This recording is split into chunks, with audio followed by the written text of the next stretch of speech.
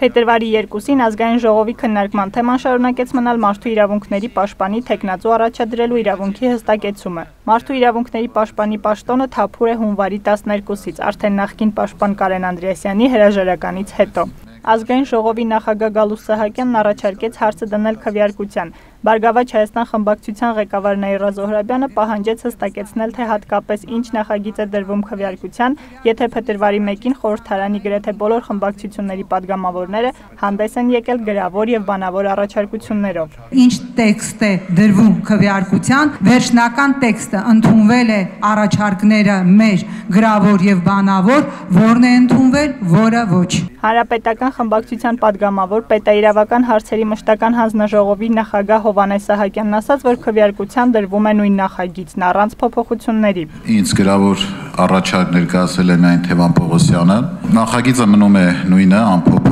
Հովհաննես Սահակյանի հայտարարությունը զայրացրեց Օրինաց երկիր խմբակցության ղեկավար Հեղինե Բիշարյանին։ ՕԵԿ-ական падգամավորն անազնիվ որակեց հանրապետական падգամավորի մեկնաբանությունն այն մասին, թե եղել է միայն մեկ գրավոր առաջարկություն։ Բոլորս խոսել ենք, ասել ենք մեր տեսակետներն ու մոտեցումները, նույնիսկ ավելին, յուրաքանչյուր խմբակցություն առանձին խմբակցության տեսակետ է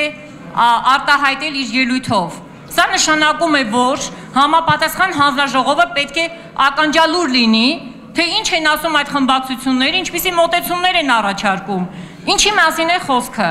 Եվ այսօր ասել, որ միայն մեկ առաջարկություն են ստացել, սա պարզապես ազնիվ չէ։ Բիշարյանի դիտարկմանը լրացնելու եկավ Ժառանգություն խմբակցության ղեկավար Զարուհի Փոստանջյանի նկատառումն այն մասին, որ պաշտպանի առաջադրման կարգի փոփոխությունը նվազեցնում է իրենց падգամավորների իրավունքը եւ ստեղծում ոչ ժողովրդավարական իրավիճակ, երբ մի հանձնաժողով առաջարկում է պաշտպանի թեկնածու, իսկ ազգային ժողովի քաղաքական մեծամասնությունն էլ ապահովում է նրա ընտրությունը։ Այլընտրանքը փաստորեն վերանում է եւ մրցակցություն չի լինելու եւ ընտրության հնարավորությունը նույնպես խախտվելու է, այսինքն մենք չենք կարողանալու ընտրություն կատարենք թեկնածուների միջև։ Падգամավոր Խաչատուր Քոքոբելյանն էլ նկատեց, որ այս մեխանիզմով պաշտպանի թեկնածու առաջադրելը թուլացնում է սահմանադրական մի կարևոր ինստիտուտի, մարդու իրավունքների պաշտպանի ինստիտուտը։ Նա Գալուստ Սահակյանին կոչ արեց ընդունել այս հանգամանքը եւ քվեարկությունը հետաձգել падգամավորներին տալով նախագիծը վերանայելու հնարավորություն։ Պաշտպանի թեկնածու առաջադրելու կարգի փոփոխության վերաբերյալ նախագիծը Սահակյանն այնուամենայնիվ դրեց քվեարկության։